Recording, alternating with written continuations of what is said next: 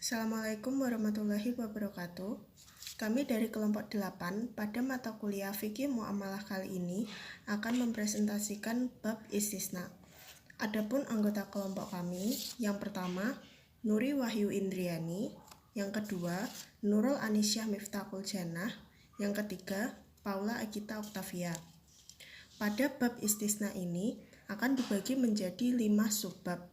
Yang pertama, pengertian istisna, yang kedua, dasar hukum istisna, yang ketiga, rukun dan syarat istisna, yang keempat, perbedaan istisna dengan salam, yang kelima, aplikasi istisna dalam lembaga keuangan syariah. Saya akan menjelaskan pengertian dari istisna.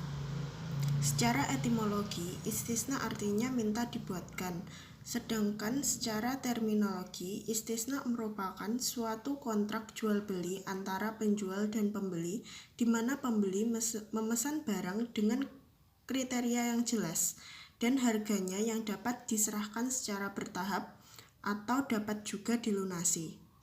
Menurut Wahbah Zuhaili, istisna adalah suatu akad beserta seorang produsen untuk mengerjakan sesuatu yang dinyatakan dalam perjanjian, yakni akad untuk membeli sesuatu yang dibuat seorang produsen dan barang serta pekerjaan dari pihak produsen tersebut. Sedangkan menurut Sayyid Sabiq dalam bukunya Fikih Sunnah, istisna merupakan jual beli antara pemesan dengan penerima pesanan atas sebuah barang dengan spesifikasi tertentu.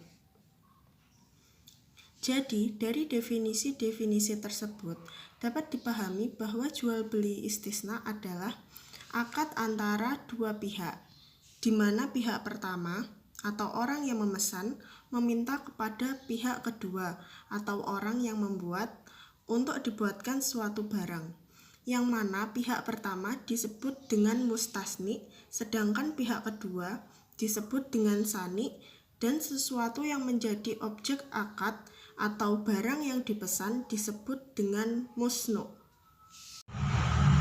Dasar hukum istiqna. Menurut mazhab Hanafi, jual beli istiqna termasuk akad yang dilarang. Mereka mendasarkan pada argumentasi bahwa pokok kontrak jual penjualan harus ada dan dimiliki penjual. Meskipun demikian, mazhab Hanafi menyetujui kontrak jual beli istiqna atas dasar ihtisan karena alasan berikut ini. Yang pertama adalah masyarakat telah mempraktekkan jual beli istiqna secara luas dan terus-menerus tanpa ada keberatan sama sekali. Yang kedua, jual beli istiqna sah sesuai dengan aturan umum mengenai kebolehan kontrak selama tidak bertentangan dengan Al-Quran dan As-Sunnah. Yang ketiga, keberadaan jual beli istiqna berdasarkan kebutuhan masyarakat. Yang keempat, di dalam syariah dimungkinkan adanya penyimpangan terhadap qiyas berdasarkan ijma ulama. Dalil yang memperbolehkan istiqna adalah sebagai berikut. Yang pertama adalah landasan Al-Quran.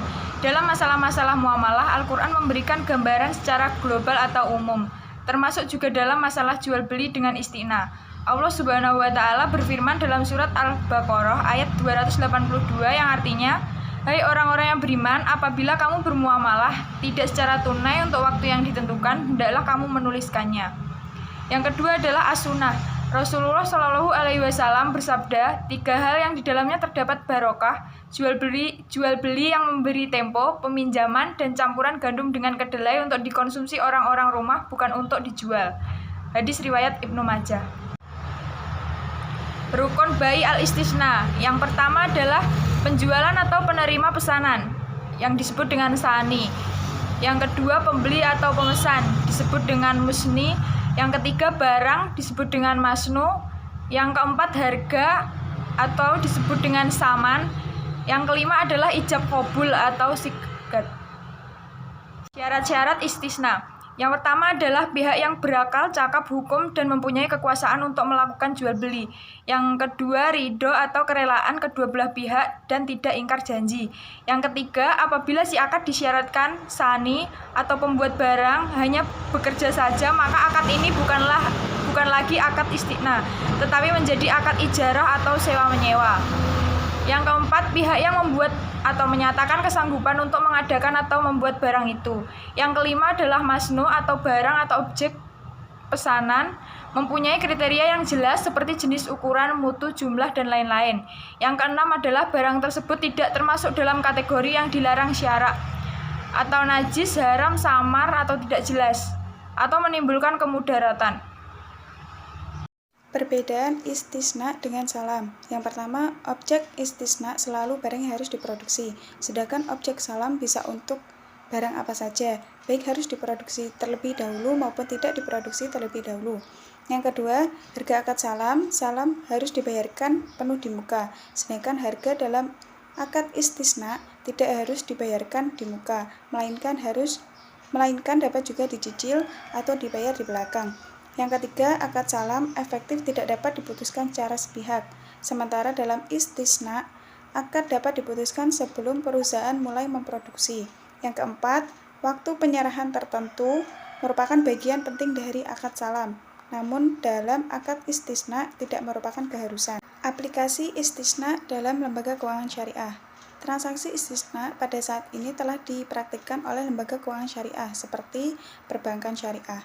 Dalam sebuah kontrak istisna, bisa saja pembeli mengizinkan menggunakan subkontraktor untuk melaksanakan kontrak tersebut. Dengan demikian, pembuat dapat membuat kontrak istisna kedua untuk memenuhi kewajibannya kepada kontrak pertama.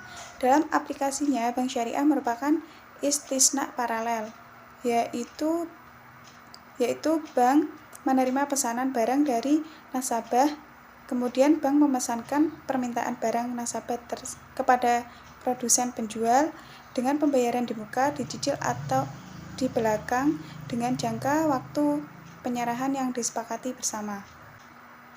Kesimpulan, dari pemaparan di atas dapat diambil kesimpulan bahwa istisna adalah akad jual beli pesanan di mana bahan baku dan biaya produksi menjadi tanggung jawab pihak produsen, sedangkan sistem pembayaran bisa dilakukan di muka, tengah, atau akhir. Rukun dan syarat istisna mengikuti bai'ah salam, hanya saja pada bai'ah al-istisna, pembayaran tidak dilakukan secara kontan dan tidak adanya penentuan waktu tertentu penyerahan barang, tetapi tergantung selesainya barang pada umumnya. Adapun perbedaan salam dan istisna adalah cara penyelesaian pembayaran salam dilakukan di awal saat kontrak secara tunai, dan cara pembayaran istisna tidak secara kontan, bisa dilakukan di tengah, awal, dan akhir.